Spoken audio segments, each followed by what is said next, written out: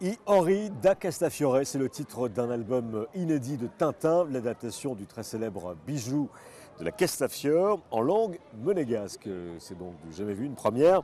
À l'origine de ce projet, il y a un défenseur des traditions monégasques.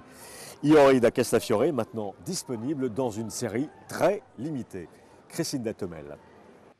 3000 exemplaires parus en version monégasque des bijoux de la Castafiore ont suscité bien des convoitises chez les tintinophiles. À l'initiative de ce projet, un homme, Richard Progetti. Je pense que j'ai fait un peu un jeu de piste aussi. Je n'ai pas diffusé sur Internet. Les gens se sont renseignés. Ça a permis effectivement de découvrir et de voir. Je crois que ça a plus d'intérêt à ce qu'on cherche de ce Tintin. Et surtout une chose, les étrangers. Et vous savez qu'il y a bien sûr des tintinophiles à travers le monde. Il y a pas mal d'étrangers, que ce soit belges, anglais, italiens, espagnols. Il y a des demandes. Avoir choisi Tintin, je pense que c'est un personnage mondialement connu. D'autant que beaucoup d'albums ont été traduits dans 95 langues, je crois, donc 25 langues ou 26 langues régionales. Donc c'était l'intérêt d'avoir un support, comment dirais-je, pour faire connaître notre langue un petit peu mieux. Voilà, le but était là.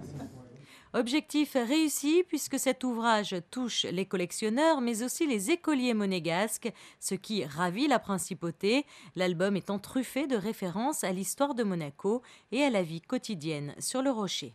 La bibliothèque Minotaret est absolument ravie d'accueillir cette séance de dédicace, la présentation de la nouvelle traduction de Tintin en monégasque. Ça montre vraiment donc notre image de médiathèque qui accueille aussi bien des thés littéraires, des grands auteurs, mais aussi des traductions de bandes dessinées. Donc nous sommes vraiment ici dans notre mission d'ouvrir toute culture au public. Le livre a été traduit à 4 mains, 2 femmes attentives à garder la grammaire qui ont traduit cet album comme si elles jouaient une pièce de théâtre.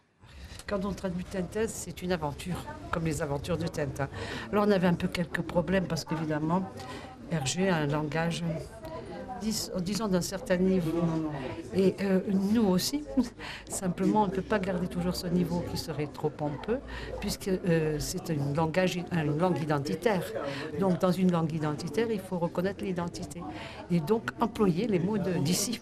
Hein, je veux dire, lorsque vous tombez, on ne peut pas dire zut alors. Hein, il faudra dire porca miseria. Voilà. Donc, quand on regarde le temps, on dit pas, c'est à cause du temps, du mauvais temps, des stubelin des tempos.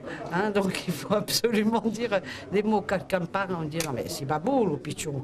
Hein, voilà. Donc, ce n'est pas mal élevé. C'est simplement une façon d'indiquer que l'autre est comme vous et qu'il appartient à la même communauté. L'année prochaine, un second album, Tintin et le secret de la licorne, devrait également voir le jour en langue monégasque. Voilà, échec et mat, Crescinda. Merci Fabien. Le 24 novembre est sorti Tintin en monégasque. Iori da Castafiore a été publié en 3000 exemplaires et à l'approche des fêtes de fin d'année, le reporter connaît un large succès, le reportage d'Émilie Rousseau. Il connaissait déjà du succès, même avant sa sortie, une semaine après sa mise en vente, l'album de Tintin traduit en monégasque part comme des petits pains. Il est très bien accueilli, d'autant plus qu'il était très attendu. Ça fait déjà plusieurs mois que les clients nous téléphonent pour nous demander quand il sera disponible. Et ils ont fait honneur à son arrivée puisqu'on en a vendu 430 en une semaine. Vous venez de l'entendre, 430 exemplaires écoulés en une semaine et le stock de ce magasin ne devrait pas tenir d'ici la fin de l'année. En tout, 3000 albums ont été publiés et il n'est pas prévu que Iori da Castafiore soit réédité.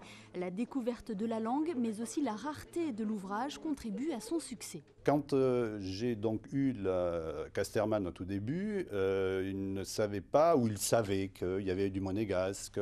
Je pense qu'ils ont été sur Internet voir qu'est-ce qu'il y avait exactement. Effectivement, ils se sont aperçus que c'était enseigné. Donc il y a quand même 2700 élèves, hein, si je ne m'abuse.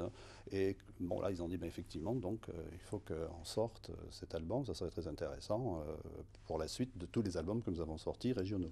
L'aspect collector fait surtout vendre. Pour preuve, dès le lendemain de sa parution, les bijoux de la Castafiore en monégasque se retrouvaient déjà sur la toile. Vendus 12,50 € en librairie, le prix de l'album s'envole sur eBay. Certaines offres ont atteint 99 livres sterling.